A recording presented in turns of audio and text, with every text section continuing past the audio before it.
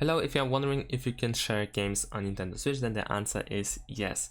In order to do so, well, for instance, if you have game cards, then you can simply borrow the game card to your friend, and then there should be no issues with using the game card on their console. On the other hand, if you have digital games that you have bought through the Nintendo eShop, then in order to share the game, you need to have your friend on your Nintendo account. And what I mean by that is simply your friend needs to log into your account, your Nintendo account. So it is quite risky unless you really trust your friend, but still quite risky.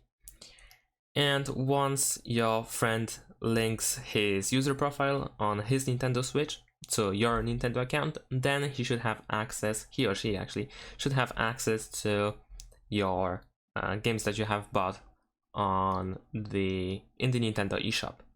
So this is how you can share the games. And that's pretty much it. Thanks for watching. Leave a like and subscribe to my channel, and see you in my next videos. Bye.